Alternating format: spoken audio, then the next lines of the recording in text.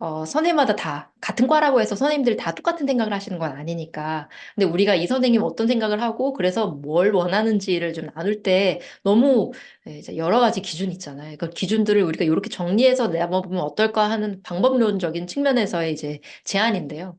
일반적으로 우리가 선생님들을 이제 제안을 할 때 이렇게 나누죠. 그래서 선생님들 볼 때, 선생님들 제일 많이 홈페이지만 찾아도 나오는 게 이름이고, 과가 무슨 과고, 병원에 어디 계시고, 졸업 언제 하셨고, 뭐 외래는 언제 보시고, 이런 것들이 홈페이지만 봐도 나오는 이제 기본적인 정보입니다. 이걸로는 선생님이 뭘 원하는지, 그래서 우리가 어떻게 하면 되는지에 대해서 알긴 좀 어렵죠. 그냥 기본적인 거고, 그 다음에 우리가 선생님들의 행동적인 측면에서 보면, 어, 수술 건수가 1년에 몇 개를 사시는지, 내지는 논문을 얼마나 쓰시는지 이걸 보면서, 아, 이 선생님이 어떻구나, 저렇구나라는 걸 좀 알 수 있어요. 근데 이걸 보고도 수술을 몇 개 한다고 해서 이 선생님이 뭘 원하는지를 알기는 좀 어렵죠. 바이오 직접적으로. 그래서 우리가 넘어가는 게 여기는 이제 정량적으로 숫자적으로 표현이 되지만 이 여기서부터 이 두 가지 단계에서는 정성적으로 그러니까 마케터든 그 영업사원이든 선생님을 판단할 수 있는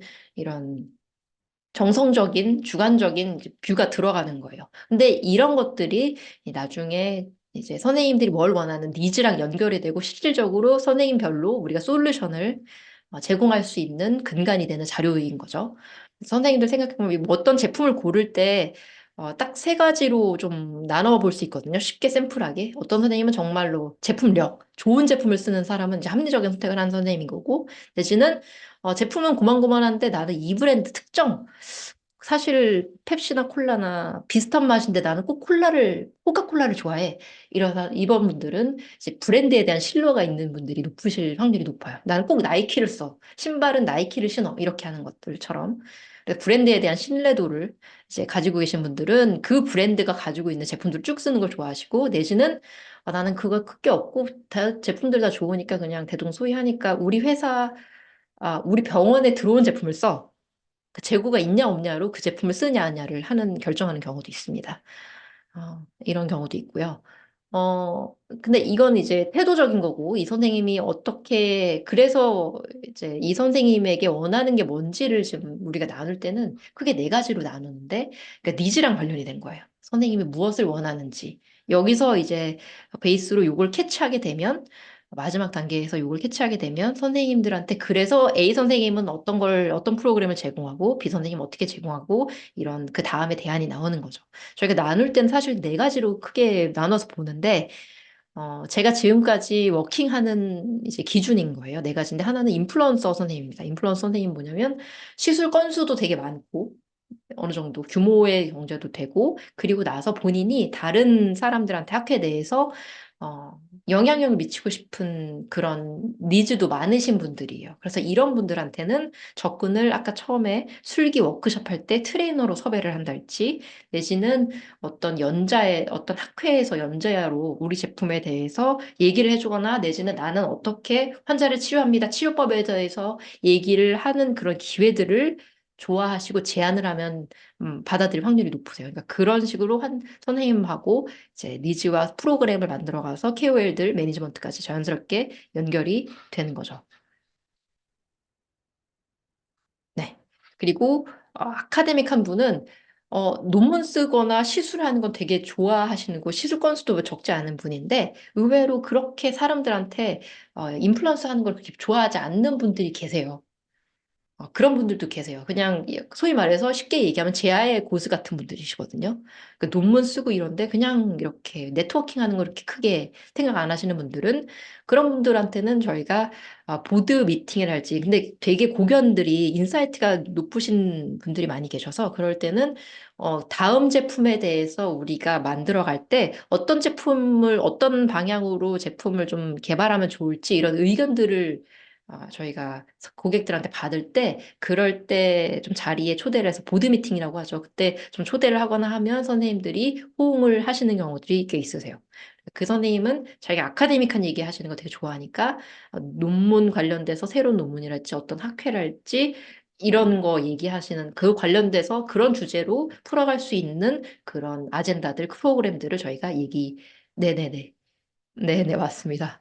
하고요. 그다음에 폴리티션은 이건 뭐 영업하시는 성진님은 뭐 너무 잘하실 거예요. 적당하게 그렇게 케이스를 많이 안 하시는데 굉장히 네트워킹을 하는 걸 좋아하시는 분들이 계세요.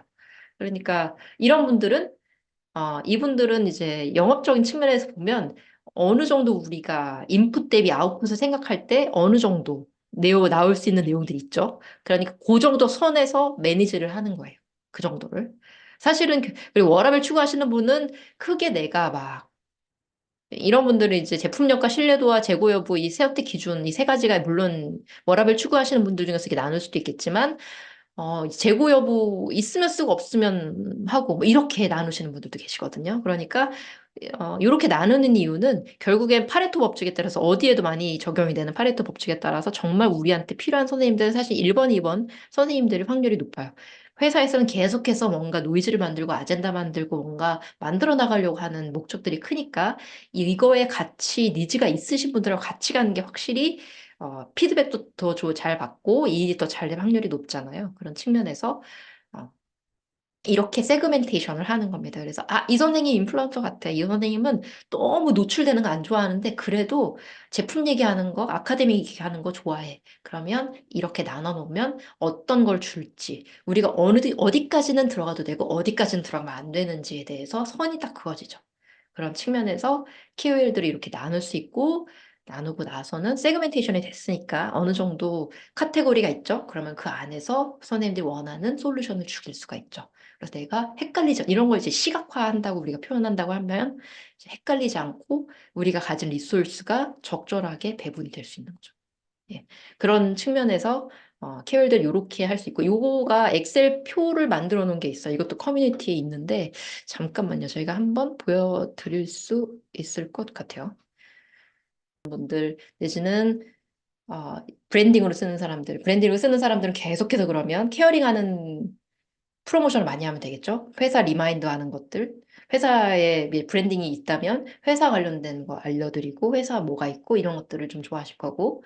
그리고 없으면 정기적으로 방문하고 얼굴에 비치고 재고가 떨어지지 않으면 이 제품을 쓰는 거예요. 이렇게 나눌 수가 있어요. 그리고 좀 더 니즈, 좀 더 정말 제일 선생님들 정말 그 마음속에 있는 마음속까지 들여다보자면 이렇게 이런 거구나. 그러면 이런 분들한테는 이런 솔루션을 제공하면 쓰시겠구나. 쓸 확률이 높겠구나. 사람마다 물론 다르긴 하겠지만 세그멘테이션을 해놓으면 이렇게 쓰시겠구나라고 우리가 한눈에 이제 볼 수 있는 거죠. 그래서 이 템플릿도 역시 사실 커뮤니티에 다 올려져 있어서 그냥 다운받아서 쓰시면 시간 애길 수 있죠. 네, 그렇게 참고를 해주시면 될 것 같습니다.